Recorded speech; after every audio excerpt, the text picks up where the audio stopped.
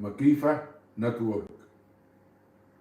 مكيفة نتورك. السلام عليكم يا شباب، معكم ياسين من قناة ياسين. حطيتكم فيديو جديد. نسيت النظارة، ما المهم بس اكمل لك تاني يا لما عم تعملوا اسلوب. اسكت. السلام عليكم يا اسلوب. شباب، معكم ياسين من قناة ياسين بلاي. حطيت لكم فيديو جديد على لعبة جي تي اي 5. واليوم شوف هل اماندا تخون مايكل مع مدرب التنس ام لا؟ سيدي لا مازال يا جدعان نعمل اختبارات ذكاء. يلا اخوي يتكون طبعا. الاختبار من 20 سؤال، ولديك 7 ثوان للإجابة على كل سؤال. ستحصل على نقطة واحدة مقابل كل إجابة صحيحة. لا تنسى حساب. يعني انا كده ابقى واحد اي كيو، يعني كل ما اجيب واحد ابقى انا كده زيادة واحد اي كيو. يعني لو جبت على 300 سؤال 300 ألف هم سؤال 20 سؤال، يعني انا كده الماكس بتاعي ب 20 اي كيو، اقل من الانسان الطبيعي بحوالي 80 مثلا، ولا لا المعدل الطبيعي 70 تقريبا او 80. وانا بص يا بقلب كب، 60. انا قاعد احنا نشوف الفيديو 5 مرات. 5 مرات في 20 بكام؟ بكتير يا اسطى، 100.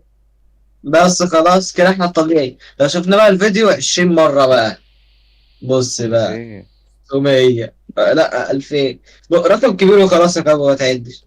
انت شايف التجزئه اللي عادي بقى. السين راكبه على الواو واللام راكبه على السين. راكبة اهو بص. ايه يا ابني الالفاظ بنت المشتيم انت بتقول. انا اسف يا اسطى والله.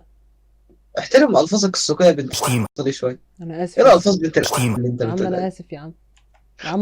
يا عم انا راجل بتك يا عم، خلاص يا عم. مفيش غيرك حلو يعني وجميل يعني وتخيل. اقعد ساكت. انا ست اقعد ساكت يا ابن المد. لا يابا، في محمد محمود. في محمد محمود وفي اسامه.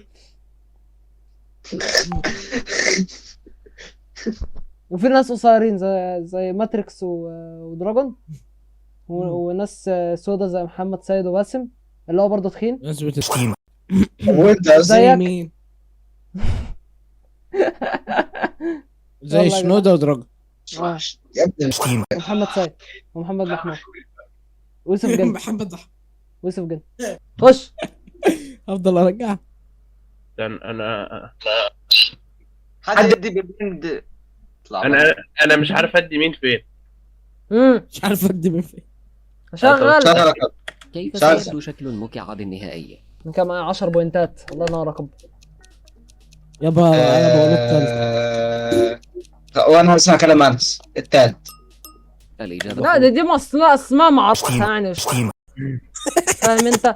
ما هو ربنا ما يتحسب. يابا يا اخي هديك سوا. لا ليك ولا ليه بقى، عشان انتوا الاثنين. يلا هديك سوا. بلا سبب بلا بتاع يا ابن المت. ما خلاص ما قالها لك. انا 7 ما نقط. قالها لك يا ابن 9 نقط كده كمان. ها 8. 9 8. 9. خد كان اللي بعمل مونتيرو خليها 8. 9. طب 8 ما انا اللي بمنتج يا ابن المت. جيب له السؤال هذا كابو بتاع كرة العين. استنى وريني بشوف بس عمرنا العقلي يا عمي بقى يا عمي. عاوز اشوف عمر العقلي. ما هو عمرك العقلية؟ طب هات طيب اسمع. استنى هذا بس هنعمل بس دي بس الاول، بعدين نبقى نشوف بقى. اوف ست يا ابني بيقول يا عم اوف ست يا يا عم عم بشوفها في الفيديو. اوف ست بعد ما نخلص. احنا بنصور يا اخويا. يستحيل تغييره بتصوروا. الشيخوخة انتوا بتصوروا. ما احنا فأنا أعني شيئا انتوا آخر. بتبعبع. إن بطاقة تعريف الشخصية المزورة التي ساعدتك يا في زبث. الماضي على دخول بعض الأماكن لن تنفع هي الأخرى. طلعت مزورة نتكلم فعلا. هنا عن عمرك العقلية. انا برضه. والفيديو بالنسبة الفيديو لملايين الأشخاص يختلف العمر البيولوجي عن العمر العاطفي اختلافا تاما، وقد تكون أنت واحد. علي صوت الفيديو شويه يا كابو فاهم. أتريد التحقق من ذلك؟ إليك إذن باختبار بسيط. أيوة يا عم إنما دقيق جدا يحدد عمرك العقلية. إن القاعدة سهلة. أجب عن السؤال باختيار أول إجابة تخطر ببالك. أنا جاد. لا تبالغ في التفكير. إذا جاء عمرك العقلي 9 سنوات فهذا لا يعني أن معدل ذكائك منخفض، بل يشير إلى أن إدراكك الحسي للعالم لا يزال شبيها بإدراك الشباب اللامع. وإذا جاءت نتيجتك 2 بينما عمرك 22 فذلك أيضا لا يدل على أنه أمر سيء، بل يشير إلى أنك حقا حكيم. وقصده يقول 60 بس هو قال سنتين. سجل العلامة المناسبة لكل إجابة تختارها. كلما اخترت الإجابة رقم 1 تضيف علامة واحدة، وتضيف علامتين عندما تختار الاحتمال الثاني، وهكذا دواليك. لكل سؤال 4 احتمالات. فلنبدأ. قصده ان انت عندك ظريفه. جهز بقى الورقة والقلم. 10 اختر لونا. بنفسجي. الورقة والقلم. اسود. السؤال الأول سهل جدا. كل ما عليك فعله اختيار لون واحد من الألوان الجميلة التالية. اسود يا عم. بكل بساطة اذكر أكثر لوحة أعجبتك ما إن الألوان ترى الجميلة الاحتمالات 2. كلها. لا لو هيا. اكتر واحدة عجبتني 4. لا 2. 4 ده كدابه كبه 2. أنا 2. 4 اكتر 4 واحدة عجبتني. 4. ماشي انا ودراجون 2. لو قلم يا جدعان واكتبوا انتوا كام حاجه. 9 اختر وجبة. كشري. ماشي. بيتزا. إذا كنت جائعا نعتذر عن هذا السؤال، لكنه جزء مهم من الاختبار. تبدو هذه الأطعمة شهية جدا. حصل. لو كان بإمكانك اختيار إحدى هذه الوجبات، فأي منها ستختار لتتناوله الآن؟ 1 الهمبرجر. لا. 2 الحساء. 3 البيتزا. 4 ثمار البحر. 3. سأختار شريحة من اللحم اللين والخبز المحمص الخارج من الفرن مباشرة. وأنت؟ هل صايمين. ستختار الهمبرجر؟ صحيح. ولكن لا تطمن. صايمين يا ابن كده انا عندي 7. أم أنك عندي ستختار 7 كده. البيتزا وهي الغنية عن التعريف؟ هنفطر يا هل أنت ابني. فخور كفاية؟ احسبوا يا جدعان. انا معايا 7 كده. ايه ده احنا انا المفروض بجمع النقط دي؟ اخترت ايه اول حاجة؟ 2. ايوه 2. ودلوقتي 3. طيب انت كده 5 انا 7. ماشي. أنا 7 برضه. وانا ال7 برضه. انت اخترت بيتزا صح؟ اختار بيتزا. اختار اول مره. انا بعد كده هختار الاربعه على طول. بس كده يعني انا هختار 7. بعد كده هختار الاربعه على طول. بحر. القرار قرارك. انا 7. انا 5. انا 7. محمد سيد 5. انا محمد سيد نفس الاختيارات. وانا في نفس الوقت. الأفضلية عبر الإنترنت. فيسبوك. أي جزء من الإنترنت تستخدم أكثر؟ بورن. 1 انستغرام أو فيسبوك أو سناب شات. 2 لا. مصادر الأخبار أو المواقع التحفيزية ومواقع إدارة الوقت. لا. 3 القيل والقال عن المشاهير وأخبار صناعة الترفيه. لا برضه. لا. 4 بس كده؟ لا أعرف الكثير عن كيفية عمل يعني في الإنترنت، مين طيب؟ ولكن واحد. أتحقق من بريد 8. إلكتروني من وقت لآخر. لا يبقى 1. إن كان انستغرام كل شيء 8. بالنسبة لك، لا يا فاختر عم، لا الاقتراح والله. الأول.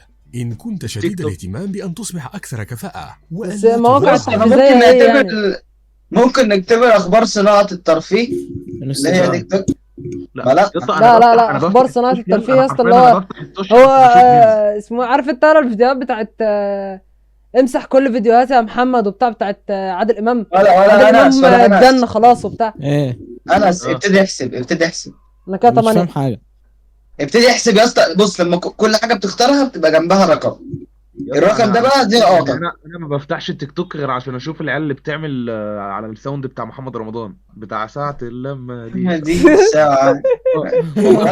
انت اخترت اول مره مثلا رقم كام؟ رقم 4. تاني مره رقم 3. يبقى انت كده 7. شوف هتختار المره دي رقم كام وابتدي احسب.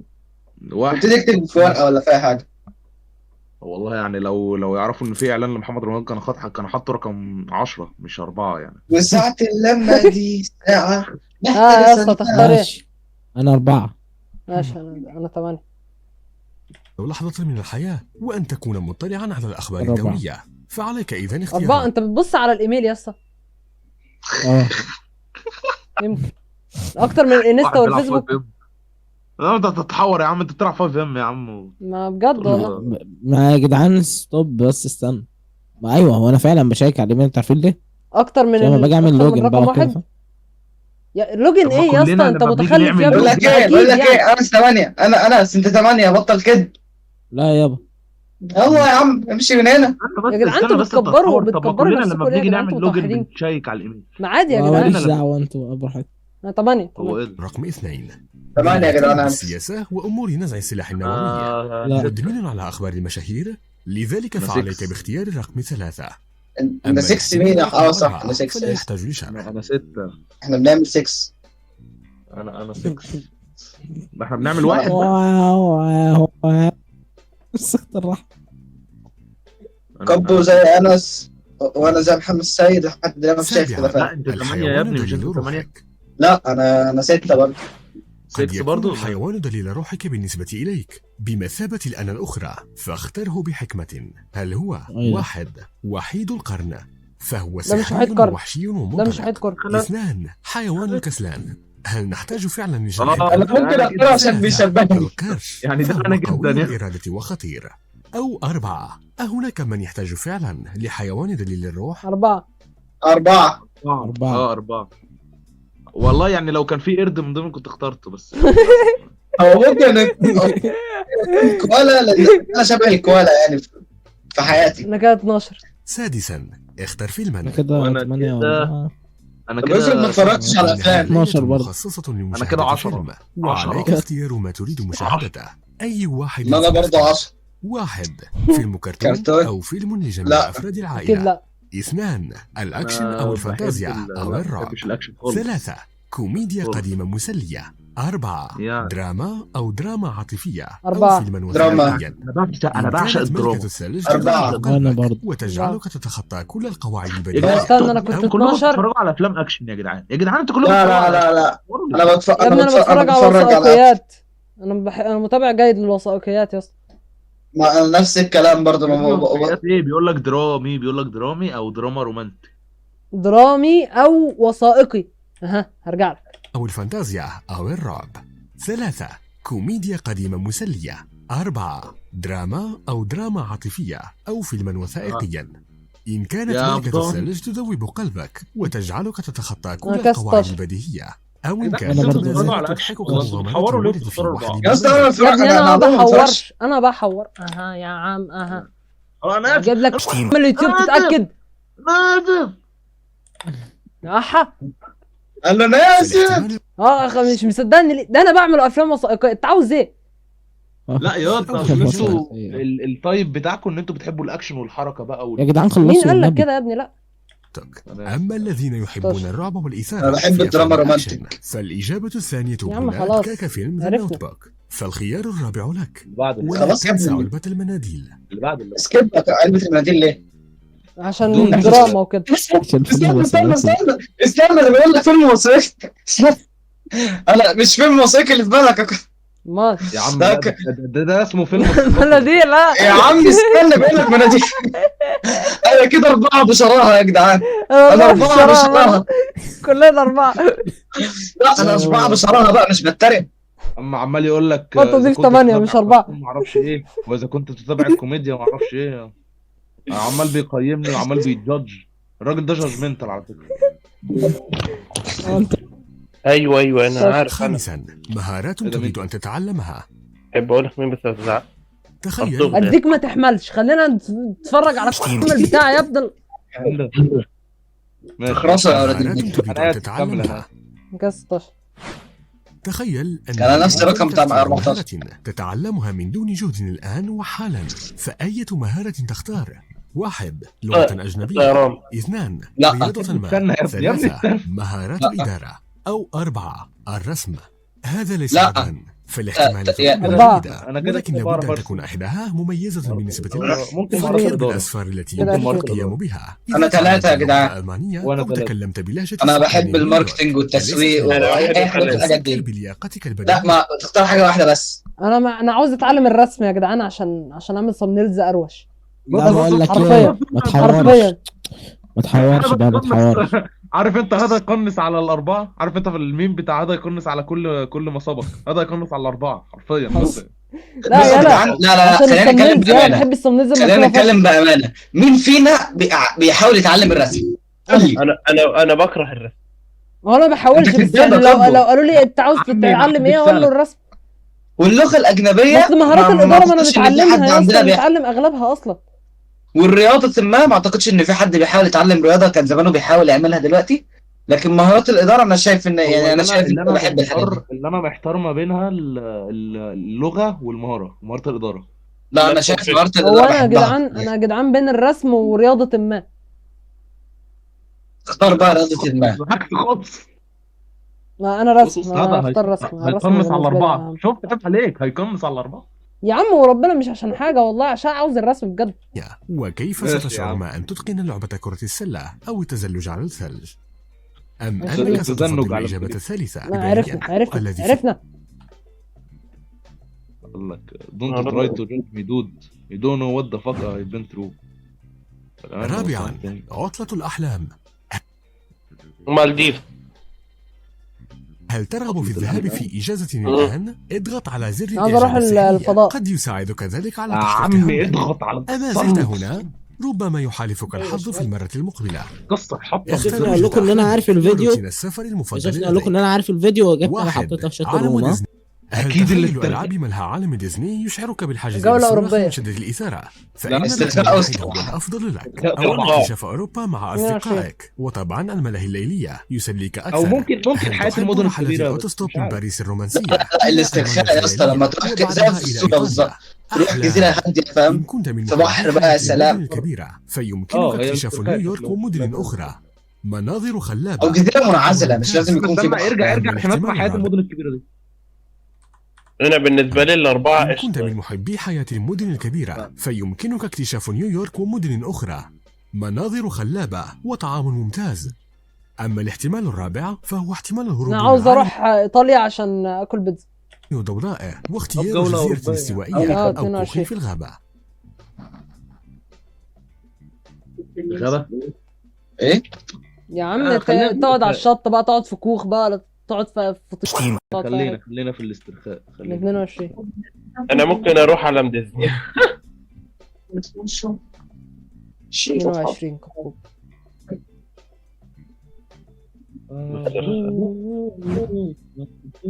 ثالثا، المبالغ الكبيرة وكيفية إنفاقها.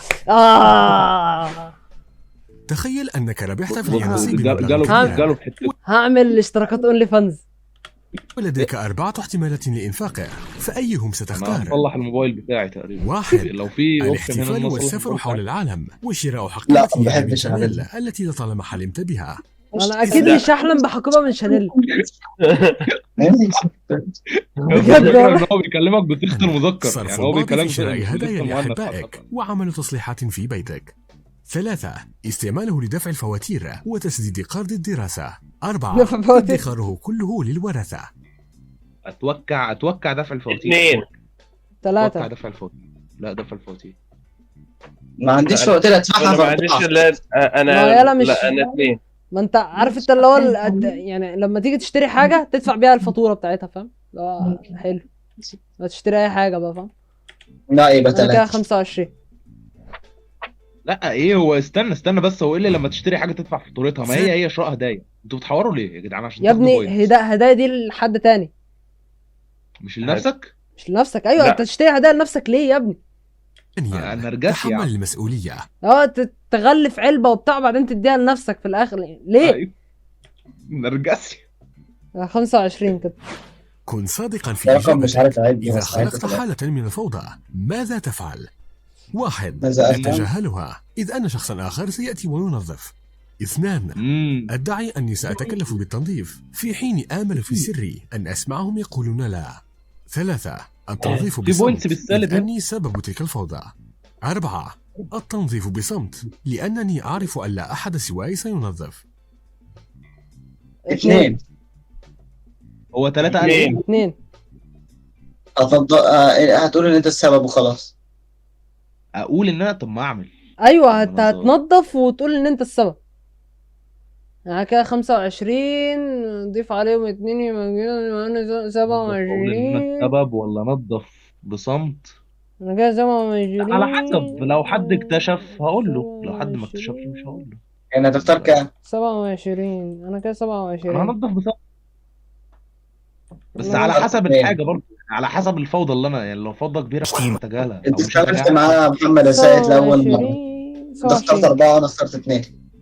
انا على أربعة. حسب امي شفتها ولا لا. أولا، معنى الحياة. 4 انا ما لسه هو نفس الكلام برضه. لسه مروق مطبخ من شويه. ما هو معنى 4. الحياة؟ إنه سؤال والله فلسفي، ما أعرف ذلك، ولكن ماذا كنت جيسوس تتوقع اويل في عليك البداية؟ جيسوس. قصص ما هو قصص معنى إزاي؟ اختر الاحتمال الأنسب اختيارات الآن. طيب ولا؟ 1، أن تكون سعيدا. لا 2، إنها سلم النجاح. 3. لا. غير السؤال. يا ريت والله. 4. لا لا العذاب. استحالة. 4. لا استحالة برضه. 2. استحالة. 31. لا واحد. 2 و1 يعني 3. غير لي السؤال بعد أربعة. اذنك بس معلش. انا 4. واحد. لا، أنا 31. واحد. 3. طبيعي انا مش اصلا. مهم. هكذا أعتقد انتهينا من هذا الاختبار. هل أنت مستعد انا واحد للنتائج؟ اجمع. انهي بص حساباتك وقف ابو نجمة. واكتشف عمرك العقلي 10 الحقيقي. 14. استنى بقى، وقف بقى يا ياد، وقف ياد. من 10. كل واحد يطلع الآلة الحسبة بتاعته. 2 3 1 ادي 6 6 و4 10 يا ابني علم الرياضة. 10 14 17 كده 17 و4 21. انا حتى لو مش علم الرياضة انا بلعب دومنا كتير فاهم، فهحسبهم كلهم في دماغي. ايوه بالظبط. أنا 31. 17 21 24 28 29 29 يا اخواتي. انت كام يا دراجون؟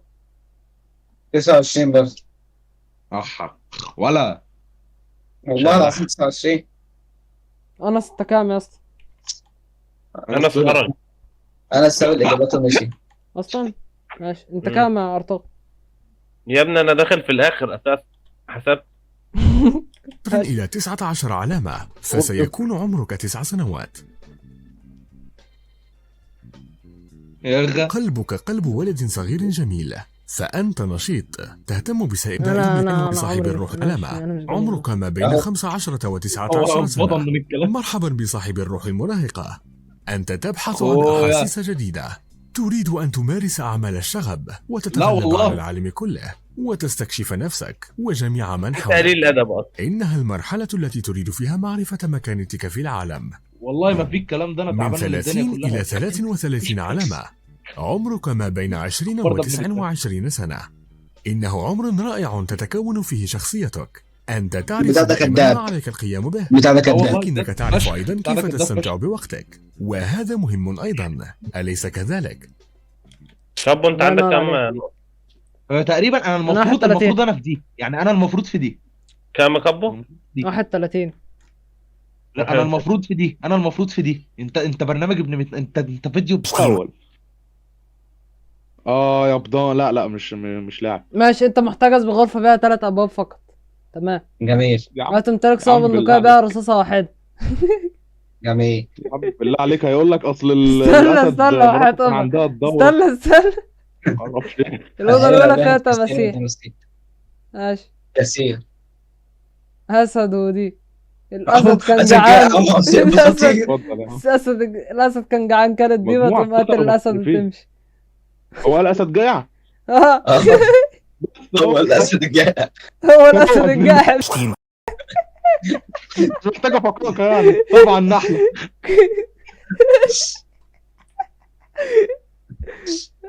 بسم الله الرحمن الرحيم. ممكن تعرفنا نفسك؟ راجل الأسد. انتحر. يا سبحان الله، إجابة ما كانتش متوقعة بالمرة. قال له الصوت ابن المتحف ده انا عارفه كويس. بما أن أسد الذئب مفرد والأسد جائع، إذا فالأسد سوف يأكل الذئب. مش محتاجه سوف حاجه يعني. تستخدم عارف انت الذكاء في الميم قتل بتاع الأسد. عارف أنت هو لو أخطأ التصويب، فاهم أنت؟ ما هو أسد ممكن بقى عيني. لو عايز يبدن عليك، هو والله لو عايز يبدن عليك بجد هيقول لك اللي ماسك البندقية احول، فهيخطئ التصوير. فاهم والله بجد. عشان كده ما بحبش الحاجات دي. يقول لك اصل الاسد مراته كانت حيضان. هو قال العباقرة بس هم اللي هيحلهم؟ احنا عباقرة فشخ. أكمل المكان علامة الاستفهام. كورن. ذرة. كورن. دورها يعني. برن يعني. لا كورن أيوة كورن هو برن كورن. كورن مش بر، مش كورن بر. بص مش هيطلع دور. احنا عباقرة قوي يا اسطى. يا لهوي. هو ده، هو بيشد رجلك فاهم؟ الشبح بينور. المطرة. الشمس ما انا مش عارف الشمس ولا ايه، مش عارف. مش عارف. وقف كده. لو ده شمس. شمس. دي مغيمة، دي مفتحة. إيه؟ بتهرب من ايه باستخدام ايه؟ ايوه. الغيامة بتهرب من الشمس. لا يلا انت لو الدنيا بتمطر عليك هتستخدم الشمس ولا تستخدم اسمه ايه ده؟ ومال اللمبه بالشبح. النطر. ومال اللمبه بالشبح. النطر. انا ربطت اللي فوق باللي تحت عشان تبقى عارف. يا جماعه في ملايكه بتطرطر. النطرة. واحد صاحبي ده كان كل ما الدنيا تمطر يقول لي الملايكه قاعده بتطرطر عليا. اوجد دب الباندا. اوجد دب الياباني يا اسطى، الفيديو ده فين دب الباندا؟ اهو على الشمال خالص، على الشمال خالص. اهو اهو بيصلي معاهم اهو. الفتاة لا ترى ما خلف الجدار، استغل الصناديق بحيث تجعل الجميع يرى ما خلف الجدار. ماشي. يعني ما نهد الجدار يعني ماشي. ده طويل فشخ، نشيل من تحت البتاع. ده لو وقف على رجله هيشوف عادي. ونديه البت الصغير، وناخد واحد من المتوسط ونديه البت الصغير، وكده نبقى حققنا طب ثواني، نخلي الطويل يزقها الناحيه التانيه تشوف اللي هي عايزاه، بعدين يبقى يروح يتصلح يرجع لها. خلي الطويل يشيلها. ايوه بالظبط. ما بالظبط يعني انت المفروض تعمل ابدل مكانه. انا ذكي. صندوق للفتاة الصغيرة، صندوق للراجل المتوسط الطول، لا شيء للراجل الأطول منه. لا شيء، فاهم؟ الراجل الأطول. هو ده أفهم؟ أنا كنت فاكر إن ده وشهم، يلا بس وشهم متاكل ولا حاجة. لا شيء للرجل الأطول. طب بلاش غلط طيب.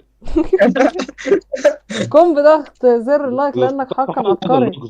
يا إلهي. على الزر. أنت عارف أنت بيجيب لك إيه 1 زائد 1، فاهم؟ إذا استطعت حل هذه المسألة اضغط على زر اللايك. الوقت كالسيف إن لم تقطعه قطعك. الوقت كالسيف إن لم تقطعه قطع كرابين. ساعة سيف مقص. ساعة سيف ليزبيان. هو ليه في مقص؟ ساعة سيف ليزبيان ازاي؟ مالك بسيف يا صاحبي؟ مالك بسيف يا صاحبي؟ الوقت بيموت الليزبيانز. مالك بسيف يا صاحبي؟ مالك بقى يا نجم؟ عايز ايه؟ يبقى سيف ليزبيان. يا ابن البنت. سيف دراجون. الوقت كالسيف إن لم تقطعه قطعك. يبقى انا كنت صح يا اسطى، انت غلط ان انت قلت سيف ليزبيان. سيف ما يطلعش ليزبيان. شفت يا عم ما انا عارف ان الوقت كالسيف ان لم تقطعه قطعك، اصل سهل. سيف طلع ترانسجندر مش لازم. يا ابن البنت. ده اثبت بقى يا رب يجيب لنا كام. العالم المقرر. طب الجزائر. لا مش الجزائر. جات في بالك ابو، بس مش الجزائر. مش الجزائر. طب هو احنا ينفع نوقف ولا ايه؟ مصر ترادا مصر ترادا. لقيتها. انا ما لقيتهاش. السلفادور.